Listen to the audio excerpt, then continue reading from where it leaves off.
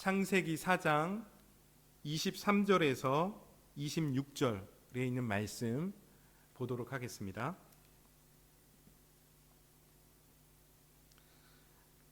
함께 읽습니다. 라멕이 아내들에게 이르되 아다와 실라여 내 목소리를 들으라. 라멕의 아내들이여 내 말을 들으라. 나의 상처로 말미암아 내가 사람을 죽였고 나의 상함으로 말미암아 소년을 죽였도다. 가인을 위하여는 벌이 7배일진데 라멕을 위하여는 벌이 70배 이로다 하였더라. 아담이 다시 자기 아내와 동침하매 그가 아들을 낳아 그의 이름을 셋이라 하였으니 이는 하나님이 내게 가인이 죽인 아벨 대신에 다른 씨를 주셨다 함이며, 셋도 아들을 낳고 그 이름을 에노스라 하였으며 그때에 사람들이 비로소 여호와의 이름을 불렀더라. 아멘. 오늘부터는 창세기 4장을 살펴보겠습니다. 창세기 4장은 타락 사건 이후에 인간이 에덴 동산에서 쫓겨나서 생활하는 모습을 보여주고 있습니다. 여기서 인간이 타락한 이후에 죄가 확대되어지고 재생산되어지는 모습도 보여주고 있습니다. 창세기 4장을 우리가 세 부분으로 나눌 수 있는데요. 첫째는 인류 최초의 살인사건을 보고해주고 있습니다. 1절부터 15절에 있는 내용이죠. 아담과 하와 사이에서 가인과 아벨이란 자녀가 나왔습니다. 형인 가인이 자신의 동생인 아벨을 질투해서 살인을 합니다. 하나님을 거부한 죄인된 인간의 열매는 악을 행하는 것입니다. 악은 죄의 열매입니다. 악의 가장 폭력적이고 극단적인 모습이 살인이라는 거죠. 오늘 그 인류 최초의 살인사건이 성경에서 나오고 있습니다. 두 번째는 가인의 후손들이 소개가 되어지고 있습니다. 16절부터 24절에 있는 말씀인데요. 가인의 후손들은 인류 최초의 문명을 세운 조상들입니다. 이들은 문화와 기술을 만들어서 시작을 하였고 발전을 시켰습니다. 도시를 건설했고요. 유목 생활을 하고 음악을 만들고 금속공업을 시작을 하기도 했습니다. 세 번째는 셋과 에노스라는 인물이 나오고 있습니다. 25절부터 26절에 있는 내용입니다. 셋과 에노스는 아담의 후손들이죠. 셋과 에노스는 창세기 5장에 나오는 아담의 족보에 대한 예고편이에요. 창세기 5장에서는 아담의 족보가 소개가 되어지고요. 족보의 마지막 인물로 누가 나오냐면 노아라는 인물이 나오게 됩니다. 이 창세기에 숨겨져 있는 족보에는 하나님의 구원 계획이 숨겨져 있습니다. 이 부분은 족보를 살펴보면서 다음에 한 번 더 나누도록 하겠습니다. 창세기 4장은 창세기 11장까지 연결이 되어져요. 아담과 하와의 타락에서 비롯된 죄가 가인을 거쳐서 노아 홍수 그리고 바벨탑 사건에 이르기까지 어떻게 죄가 인간 사회 속에서 인간 역사 속에서 확대되어지고 재생산되어지고 있는지를 보여주고 있습니다. 또한 하나님께서 어떻게 인간의 죄와 악함을 심판하시는지를 보여줄 뿐만 아니라 죄에 대한 심판 이후 어떠한 방법으로 하나님께서 인간을 구원하시고 있는지를 다루고 있다는 것이죠. 창세기 1장부터 11장까지의 전체적인 흐름을 우리는 두 가지로 볼 수가 있습니다. 첫 번째 흐름은 하나님은 인간이 누구인지를 보여주고 있다는 거죠. 인간은 하나님의 구원이 절대적으로 필요한 존재다라고 말씀하고 있는 것이 바로 창세기의 내용입니다. 그래서 죄인된 인간의 역사이자 타락의 역사를 보여주고 있는 것이 1장부터 11장까지의 한 가지 흐름입니다. 두 번째 흐름은 하나님은 인간을 구원하시고자 열심을 내신다는 거예요. 하나님의 구원의 역사를 보여준다는 거죠. 이거를 우리가 구속사라고 합니다. 다 같이 한번 따라해 볼까요? 구속사. 네, 잘하셨습니다. 창세기 1장부터 12장까지 흐름이 두 가지가 있어요. 첫 번째는 인간의 타락사를 보여준다. 두 번째는 구속사를 보여준다는 것을 보았습니다. 오늘 우리가 창세기 4장에서 이 두 가지의 흐름의 원인을 우리가 찾아볼 수 있는데요. 이 두 가지의 흐름의 원인이 하나님을 예배하는 태도에서 창세기 4장은 우리들에게 보여주고 있습니다. 첫 번째 흐름인 인간의 타락의 역사죠. 가인이 살인죄를 범한 이유는 제사에 대한 잘못된 태도에서 비롯이 됐다는 것입니다. 창세기 4장 1절부터 5절에 있는 말씀을 읽어보겠습니다. 함께 읽습니다. 아담이 그의 아내 하와와 동침하매 하와가 임신하여 가인을 낳고 이르되 내가 여호와로 말미암아 득남하였다 하니라. 그가 또 가인의 아우 아벨을 낳았는데 아벨은 양치는 자였고 가인은 농사하는 자였더라. 세월이 지난 후에 가인은 땅의 소산으로 제물을 삼아 여호와께 드렸고 아벨은 자기도 양의 첫 새끼와 그 기름으로 드렸더니 여호와께서 아벨과 그의 제물은 받으셨으나 가인과 그의 제물은 받지 아니하신지라. 가인이 몹시 분하여 안색이 변하니. 여기서 가인과 아벨이 나오고 있어요. 가인은 아벨의 형입니다. 가인은 농부로서 땅에서 난 곡식으로 하나님께 제사를 드렸습니다. 아벨은 가인의 동생으로 그가 기른 가축 중에서 첫 새끼와 그의 기름으로 하나님께 제사를 드렸어요. 문제는 가인의 제사는 거절되었고 아벨의 제사만 하나님이 받으셨다는 거예요. 이에 가인이 아벨을 시기하고 질투해서 아벨을 살인하게 됩니다. 인류의 최초 살인 사건이라는 거죠. 이 사건이 오늘 우리들에게 말해주고 있는 것이 무엇이겠습니까? 인간 내면 깊이 숨겨져 있는 죄의 본성이 확대되어지고 재생산되어졌음을 보여주고 있다는 거예요. 죄의 본질은 하나님을 거부하는 것입니다. 양궁에서 양궁 선수가 화살을 쏴서 관역에 정확하게 맞추면 점수가 높은 점수를 받게 되죠. 반대로 양궁 선수가 화살의 관역에서 빗나가게 화살을 쏜다라면 그것은 점수를 얻지 못하거나 아니면 낮은 점수를 받게 됩니다. 이와 같이 죄란 것은 하나님의 뜻에서, 하나님이 우리들에게 말씀하신 뜻에서 벗어나는 것이에요. 하나님의 뜻에서 벗어난 죄된 행동은 마음의 문제에서 나온다라고 성경은 우리들에게 말해주고 있습니다. 창세기 4장 5절부터 7절입니다. 창세기 4장 5절부터 7절을 보겠습니다. 가인과 그의 제물은 받지 아니하신지라. 가인이 몹시 분하여 안색이 변하니 여호와께서 가인에게 이르시되 내가 분함은 어찌 됨이며 안색이 변함은 어찌 됨이냐. 내가 선을 행하면 어찌 낯을 들지 못하겠느냐. 선을 행하지 아니하면 죄가 문에 엎드려 있느니라. 죄가 너를 원하나 너는 죄를 다스릴지니라. 하나님은 가인 안에 있는 죄된 마음의 상태를 지적하셨습니다. 하나님은 가인이 자신의 동생 아벨을 질투하고 시기하고 있다는 것을 아셨어요. 그래서 하나님께서 가인에게 묻습니다. 가인, 왜 너는 화가 났지? 왜 너는 얼굴이 변하여 있지? 예나 지금이나 사람의 마음의 상태는 얼굴에서 표현이 되는 것 같아요. 하나님께서 계속해서 가인에게 말씀합니다.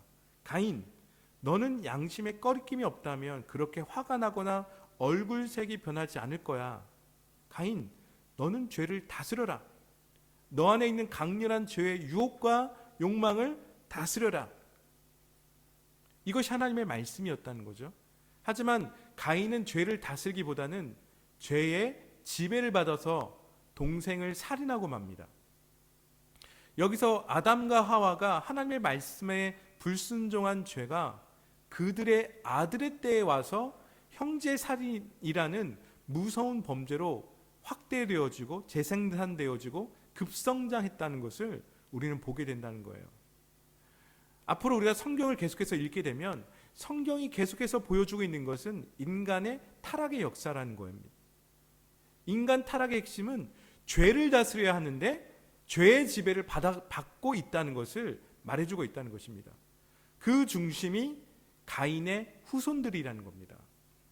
그렇다면 오늘 하나님 앞에 가인이 제사를 드렸어요. 제사를 드렸는데 그것의 문제가 뭐였습니까? 오늘 말씀을 보게 되면 성경은 구체적으로 가인이 드린 제사의 잘못이 무엇인지 설명하고 있지 않습니다. 다만 가인은 그의 곡식으로 제사를 드렸을 뿐이라는 거죠. 겉으로 보기에는 문제가 없어요. 아무 문제가 없어 보이죠. 가인이 당연히 농부니까 그의 곡식으로 드리는 것은 어찌 보면 맞는 것 같습니다. 하지만 그의 동생 아벨과 비교를 해보면 가인에게 문제가 있다는 것을 우리가 알 수 있다는 겁니다. 첫 번째, 가인의 제사에서 문제는 마음의 태도에 문제가 있었다는 겁니다.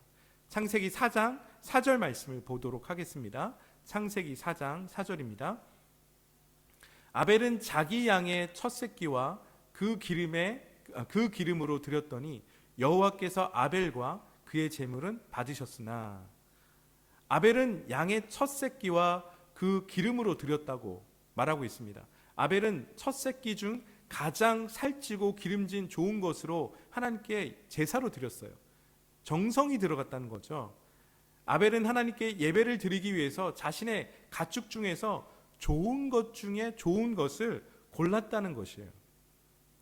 이것이 말해주는 것은 예배는 마음의 태도를 바로 세우는 것이다 라는 것을 가르쳐주고 있다는 겁니다. 예배는 내 자신이 예물로 드려지는 시간입니다. 그래서 영어로 제사를 뭐라고 하고 있죠? offering이라고 얘기합니다. 내가 드려지는 시간이라는 거예요. 양의 첫 새끼로 하나님 앞에 예물을 드렸다는 것은 만물의 소유권이 하나님께 있음을 인정하는 태도라는 겁니다. 즉 예배라는 것은 하나님을 내 삶의 주인으로 인정하는 거예요. 오늘 가인의 문제는 하나님을 삶의 주인으로 인정하지 않았다는 것입니다. 그래서 자신을 하나님 앞에 드리지 못한 거죠. 지금 우리는 하나님을 삶의 주인으로 인정하는 예배를 드리고 있습니까? 우리의 시간을, 우리의 물질을, 재능을, 건강을, 지식 등이 하나님의 것이라고 우리가 인정을 하고 있습니까? 두 번째, 가인의 문제점은 믿음에 있었습니다. 여호와께서 아벨과 그의 제물은 받으셨다고 얘기를 하고 있어요. 그것의 근거가 뭐냐면 믿음에 있었다는 거예요. 히브리서 11장 4절 말씀을 보도록 하겠습니다. 믿음으로 아벨은 가인보다 더 나은 제사를 하나님께 드림으로 의로운 자라 하시는 증거를 얻었으니 하나님이 그 예물에 대하여 증언하심이라. 그가 죽었으나 그 믿음으로써 하나님께 말하느니라. 단지 재물 때문에 하나님께서 가인의 제사를 거절하셨을까요? 아벨의 제사는 받으셨을까요? 아니라는 겁니다. 예배는 가난한 마음으로 나오는 것입니다. 아벨이 가인보다 더 나은 제사를 드렸다는 것은 어떤 의미냐면 나의 죄인됨을 인정하고 하나님의 은혜와 도움을 구하는 겸손한 마음으로 하나님 앞에 자신을 드렸다는 것입니다. 성경이 아벨이 첫 새끼로 제사를 드렸다고 말하고 있어요. 이는 예수 그리스도의 십자가의 희생을 의미합니다. 우리의 죄를 어떻게 해결합니까? 예수 그리스도의 십자가의 희생을 통해서 우리는 우리 안에 있는 죄를 해결한다는 거죠. 히브리서 10장 19절부터 22절에 있는 말씀을 보겠습니다. 히브리서 10장 19절에서 22절입니다. 그러므로 형제들아 우리가 예수의 피를 힘입어 성소에 들어갈 담력을 얻었나니 그 길은 우리를 위하여 휘장 가운데 열어놓으신 새로운 살 길이요 휘장은 곧 그의 육체니라. 또 하나님의 집 다스리는 큰 제사장이 계심에 우리가 마음의 뿌림을 받아 악한 양심으로부터 벗어나고 몸은 맑은 몸을 씻음으로 받았으니 참 마음과 온전한 믿음으로 하나님께 나아가자. 오늘 우리가 하나님 앞에 나아갈 수 있는 것은 예수 그리스도의 십자가의 피 흘리심으로 나아갈 수 있다는 거예요. 예배의 중심은 나는 하나님의 은혜가 필요하다는 것입니다. 우리는 믿음으로 하나님 앞에 나아가고 있습니까? 오늘 이 예배가 성공적인 예배가 되기 위해서는 우리 모두가 예수 그리스도의 십자가를 붙잡아야 한다는 거죠. 또 믿음으로 예배를 드린다는 것은 십자가를 내 삶에 받아들이는 것이자 하나님을 내 삶의 주인으로 인정을 한다는 것입니다. 세 번째, 가인의 문제는 예배의 성공의 여부를 나 자신이 정했다는 것입니다. 가인 스스로가 예배의 성공 여부를 정했다는 거예요. 가인은 땅의 소산으로 예물을 하나님께 제물을 드렸다라고 성경은 말하고 있어요. 반면에 아벨은 첫 새끼와 기름으로 하나님께 제사를 드렸다라고 말하고 있습니다. 아벨이 드린 제사는 희생 제사였어요. 레위기에서 희생제사는 흠없고 값을 치른 제물이어야 하나님이 받으실 만하다라고 기록을 하고 있습니다. 레위기 22장 18절에서 22절에 있는 말씀을 보겠습니다. 레위기 22장 18절에서 22절입니다. 아론과 그의 아들들과 이스라엘 온 족속에게 말하여 이르라. 이스라엘 자손이나 그 중에 거류하는 자가 서원제물이나 자원제물로 번제와 더불어 여호와께 예물로 드리려거든 기쁘게 받으심이 되도록 소나 양이나 염소의 흠없는 수것으로 드릴지니 흠없는 것은 무엇이나 너희가 드리지 말 것은 그것이 기쁘게 받으심이 되지 못할 것임이라. 만일 누구든지 서원한 것을 갚으려 하거든 자의로 예물을 드리려 하여 소나 양으로 화목제물을 여호와께 드리는 자는 기쁘게 받으심이 되도록 아무 흠이 없는 온전한 것으로 드릴지니라. 너희는 눈먼 것이나 상한 것이나 지체에 배임을 당한 것이나 종기 있는 것이나 습진이 있는 것이나 비루 먹은 것을 여호와께 드리지 말며 이런 것들을 제단 위에 화제물로 여호와께 드리지 말라. 오늘 하나님께서 받으시는 제물의 모습이 나오고 있는데 그것은 흠이 없는 것이라고 말씀하고 있어요. 온전한 것으로 드리라라고 말씀하고 있습니다. 가인은 피 흘림이 없는 제사를 드렸다는 겁니다. 자기 마음대로 제사의 방식을 정한 거예요. 자기가 원하는 제물로 하나님 앞에 드렸다는 거죠. 하지만 하나님이 원하시는 제사는 희생의 제사를 원하셨다는 것입니다. 흠없는 것, 하나님이 그것을 원하셨다는 거예요. 우리는 예배의 성공 여부를 내가 정하려고 하고 있죠. 뜨거운 찬양과 기도, 그리고 많은 사람들이 한자리에 모여서 예배를 드리는 것, 나에게 느껴지는 영적인 어떠한 터치, 영적인 하나님의 만지심, 이런 것들이 있으면 우리가 예배를 잘 드렸다라고 생각합니다. 그리고 종종 정성 있는 예물은 액수가 크거나 눈에 띄는 좋은 것들이어야 한다라고 생각하는 경우가 있어요. 여러분, 이러한 것들이 전혀 중요하지 않다라고 말씀드리는 것이 아닙니다. 핵심은 예배의 성공 여부는 눈에 보이는 것이나 느끼는 감정으로만 생각한다는 것이에요. 이것이 우리가 가지고 있는 예배를 드리면서 우리가 가지고 있는 문제점이라는 겁니다. 오늘 은혜 받았다는 것은 오늘 우리가 은혜 받았다는 느낌을 받으면 성공한 예배이고 졸다가 나오면 실패한 예배일까요? 때로는 어떤 사람은 예배 시간에 누군가 조는 모습을 보면서 이렇게 판단합니다. 저 사람은 교회에 잠자러 나왔어? 라고 속으로 판단하는 경우가 있어요. 그런데 그 조는 사람이 밤새 일하고 쉬지 못하고 예배 시간을 지키기 위해서 교회에 나왔다라면 그 사람의 예배는 실패한 예배일까요? 성공한 예배일까요? 아니면 축도가 끝나기 전에 혹은 설교 중간에 나가는 사람을 보면서 우리는 이렇게 생각할 때가 있어요. 저 사람은 예배에 대한 예의가 없네? 라고 판단하는 경우가 있죠. 그런데 그 사람이 주일 예배를 지키기 위해서 누군가와 자신의 업무 시간을 바꾸었다라면 그 사람의 예배는 실패한 예배입니까? 성공한 예배입니까? 누구나 다 예배를 드리는 이유가 있어요. 누구나 다 예배를 드릴 수가 있어요. 그러나 모두가 똑같은 조건에서 예배를 드리는 것은 아니라는 겁니다. 중요한 것은 예배에 임하는 마음의 태도라는 거예요. 하나님은 중심을 보시는 분이십니다. 우리의 중심이 바르면 우리의 행동도 바르게 나온다는 거예요. 오늘 우리는 어떠한 마음가짐으로 이 예배를 드리고 있습니까? 창세기 4장에서 제가 말씀을 드리고 싶은 것은 인간이 타락하고 죄가 재생산되어지고 확산되어지는 과정에서 성경이 첫 주제로 다루고 있는 것이 무엇인가? 그것은 예배라는 겁니다. 예배는 하나님을 어떻게 생각하느냐에 대한 태도라예요. 이것이 말해주고 있는 것은 뭐냐면 성경의 큰 흐름은 하나님을 삶의 주인으로 인정을 하느냐 인정하지 않느냐의 주제라는 거예요.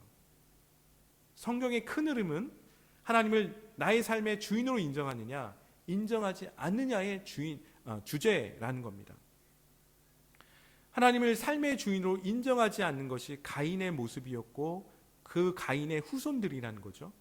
하나님을 삶의 주인으로 인정하는 것이 셋의 후손들의 모습이라는 겁니다.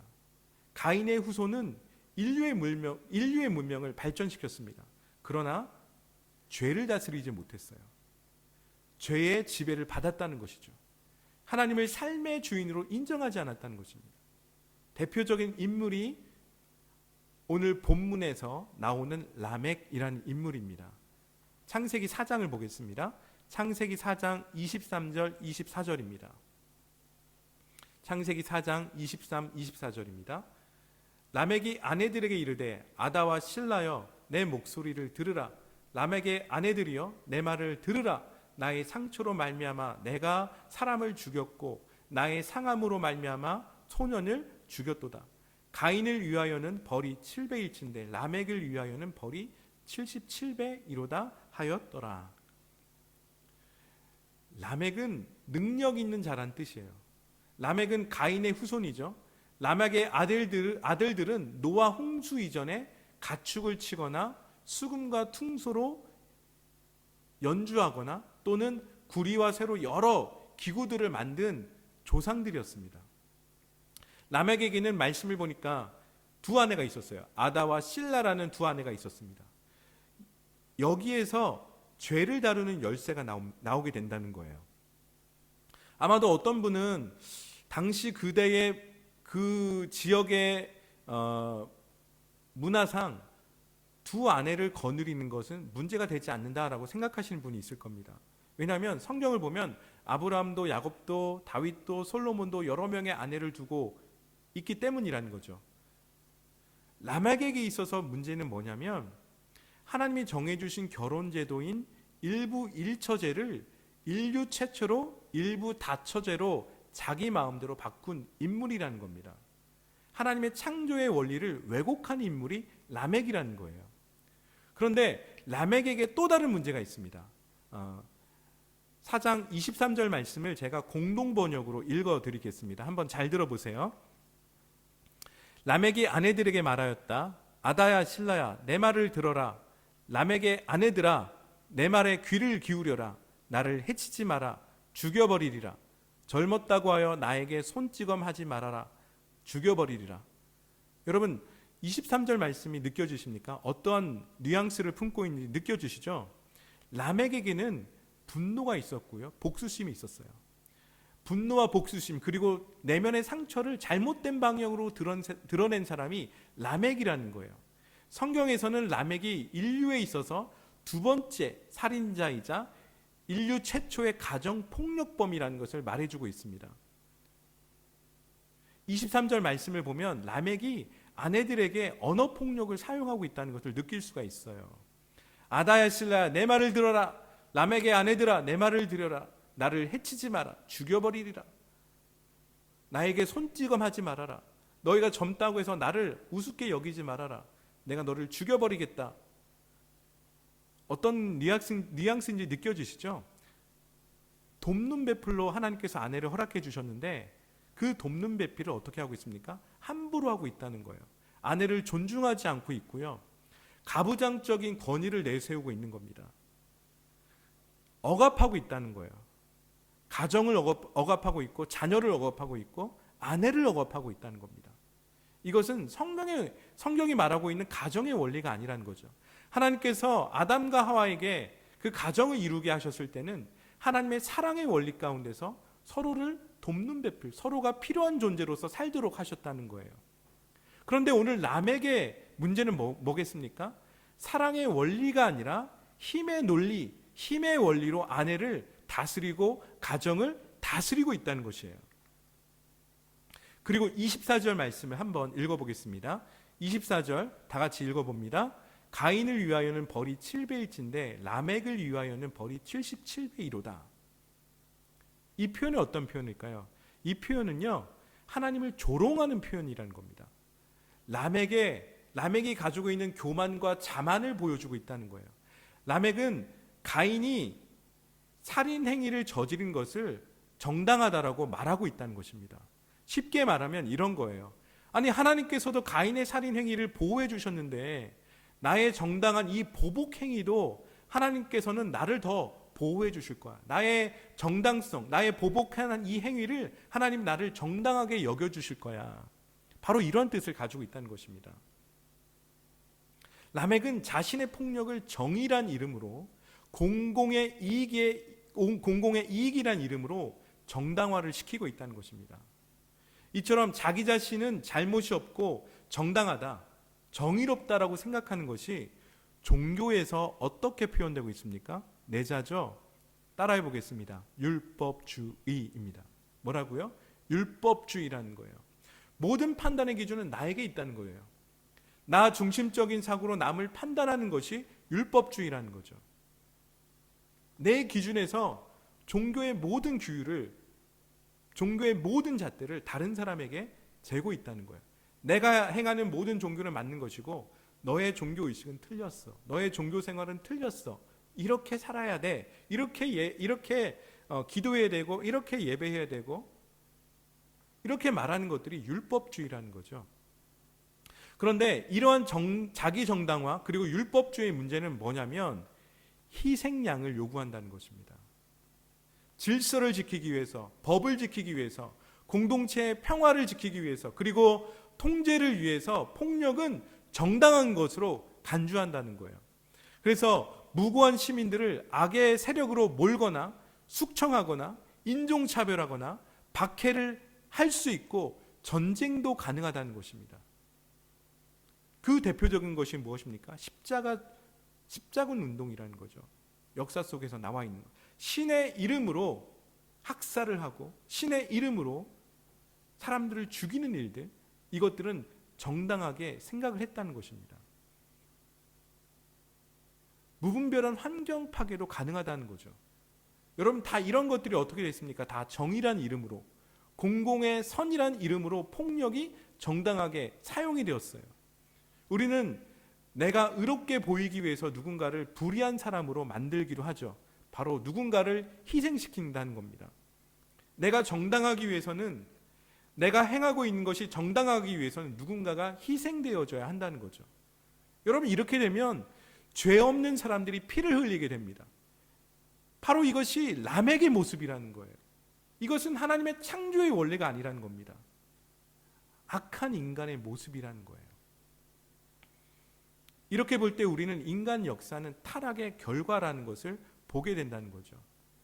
하지만 하나님은 인간 역사 속에서 세상을 구원하시고자 하는 열심을 가지고 계십니다.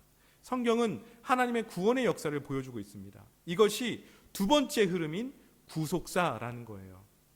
성경은 이 구속사적인 흐름으로 계속해서 우리들에게 하나님의 구원의 역사를 보여주고 있습니다. 하나님은 세상을 구원하기 위해서 하나님을 예배하는 사람을 찾으신다는 것입니다. 그래서 오늘 창세기 4장의 주제가 예배가 되는 거예요. 인류가 타락하고 처음으로 하나님께서 보여주고 있는 것이 예배라는 겁니다. 하나님은 예배자를 찾고 있다는 것이에요. 예배하는 사람은 누굽니까? 하나님을 삶의 주인으로 인정하는 사람이라는 거예요. 성경이 보여주는 인물이 아벨이었고 아벨의 자손이라는 겁니다.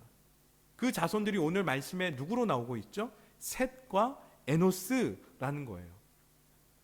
셋이란 사람은 안정된 자란 뜻을 가지고 있어요. 하나님은 아벨이 죽자 슬퍼하는 아담과 하와에게 셋이란 아들을 주셨습니다. 셋을 통해서 하나님은 불안한 마음을 가지고 있는 아담과 하와를 안정시켜 주셨어요. 또 다른 측면에서 하나님을 거부하고 악으로 물들어가는 인간 역사 속에서 하나님의 거룩한 씨를 보존하고 있다는 것을 보여주는 것이 셋이란 인물이라는 것이죠. 이것을 하나님께서 더 분명하게 보여주고 있습니다. 그게 누구입니까? 에노스라는 거예요. 에노스란 사람은 죽음과 부패로 사라져갈 사람이란 뜻입니다. 에노스란 이름의 뜻은 인간이 누구인가를 분명하게 보여주고 있다는 거죠. 인간은 한계 설정이 분명한 존재라는 겁니다. 인간은 하나님과 같이 될 수 없고 단지 흙으로 돌아갈 존재라는 것을 에노스란 이름을 통해서 우리들에게 하나님 말씀하고 있다는 거예요. 그런데 그러한 한계가 분명한 인간 에노스가 믿음의 조상으로 세워지고 있다는 것이죠. 이것의 근거가 무엇입니까? 창세기 4장 26절입니다.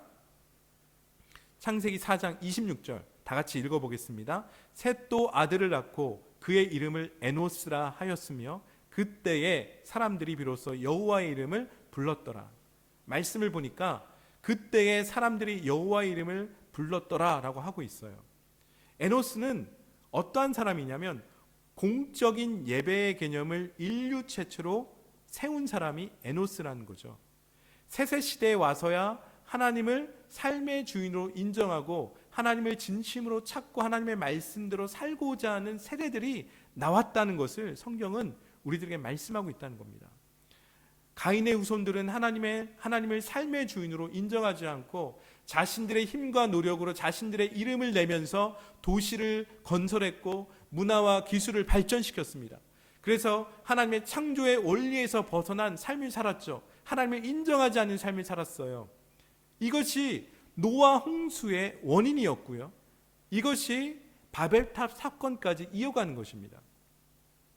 반면에 셋의 후손들은 하나님을 삶의 주인으로 인정하고 하나님을 전심으로 찾고 예배하는 모습을 우리들에게 보여주고 있습니다.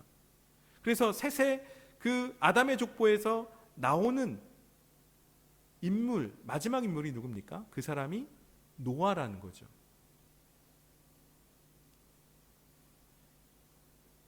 아담의 족보를 통해서 노아의 계보를 통해서 노아의 족보를 통해서 경건한 세대가 나오고요. 예수 그리스도가 이 셋의 족보, 아담의 족보, 셋의 족보, 노아의 족보에서 나오게 된다는 것입니다. 사랑하는 성도 여러분, 우리는 믿음의 싸움을 하고 있어요. 하나님을 주인으로 인정하는 삶을 살 것인가? 아니면 하나님을 주인으로 인정하지 않는 삶을 살 것인가? 이것이 예배에 임하는 태도를 결정한다는 것입니다. 모든 것을 다 갖추었지만 방황하는 사람이 있어요.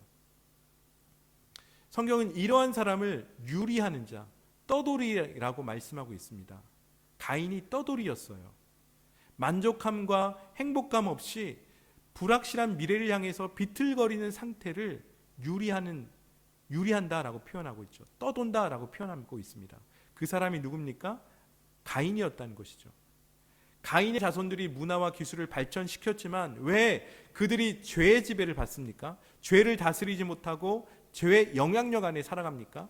그것은 하나님을 삶의 주인으로 인정하지 않기 때문이라는 겁니다. 모든 것을 다 가진 것 같지만 결국 하나님 중심을 잃어버린 결과는 심판이었다는 거예요. 그것이 노아 홍수이고 그것이 바벨탑 사건이라는 겁니다. 노아 홍수로 다 쓸려 사라지는 것이었고요. 바벨탑과 같이 최고의 기술과 문명을 자랑했지만 인류가 바벨탑 같이 최고의 문명과 기술을 자랑했지만 자신의 것을 지키려고 했지만 한순간에 다 무너지고 말았다는 것입니다. 하나님께서 다 흩으셨다는 것이에요. 오늘 우리 스스로를 돌아보면서 죄에 감염된 영역이 무엇인지 살펴보았으면 좋겠습니다. 우리 안에 불안해하고 긴장하고 있는 것이 무엇인지 살펴보았으면 좋겠어요. 우리로 하여금 안전하지 못하다라고 생각하는 것들이 무엇인지 살펴보았으면 좋겠습니다. 그리고 내 힘과 노력으로 안정을 찾고자 하는 욕심이 무엇인지 살펴보았으면 좋겠어요. 이 모든 것들이 죄에 빠지도록 하는 유혹이라는 것이죠. 그리고 하나님을 신뢰하지 못하게 하는 유혹거리들이라는 겁니다. 내 삶의 주도권을 쥐고자 하는 게임이 무엇인지 우리들에게 보여주고 있다는 것이에요. 이 시간 이러한 죄의 유혹들을 다 예수 그리스도의 이름으로 우리가 끊었으면 좋겠습니다. 겸손히 하나님의 은혜를 구했으면 좋겠어요. 예배는 가난한 마음으로 주님 앞에 나오는 시간입니다. 우리 안에 예배의 태도를 다시 한번 점검해 보았으면 좋겠어요. 그럴 때 하나님은 셋과 에노스란 인간 한계를 가진 인간을 통해서 인간의 그 족보를 통해서 예수 그리스도의 구원의 역사를 시작하셨다는 것입니다. 우리 삶에 하나님의 구원의 계획을 발견케 하셨다는 거예요. 여러분 우리가 이제 앞으로 살펴보겠지만 성경에서 말하는 족보 속에서는 하나님의 구원 계획이 숨겨져 있습니다. 이것이 하나님의 역사라는 거죠. 여러분 성경을 읽으면서 우리가 보물찾기를 하시면 좋겠는데 그것은 무엇입니까? 어떻게 하나님은 우리를 구원하시는가? 그 첫 번째로 나오는 키워드가 무엇입니까? 예배라는 거예요. 예배자라는 겁니다. 하나님은 하나님을 삶의 주인으로 인정하는 사람을 찾고 있다는 것입니다. 이 한 주가 다시금 예배자로 세워지는 한 주간 되시기를 예수 그리스도의 이름으로 축원합니다. 우리 함께 기도하겠습니다. 우리 함께 결단하면서 함께 기도했으면 좋겠습니다. 잠시 여러분들과 함께 이 시간에 기도했으면 좋겠는데요. 그것은 무엇이냐? 우리 함께 가족들과 함께 손을 잡고 기도했으면 좋겠어요. 하나님, 우리 가정이 하나님을 삶의 주인으로 인정하는 가정 되어지게 하여 주시옵소서. 하나님이 우리 가정의 주인 되어 주옵소서.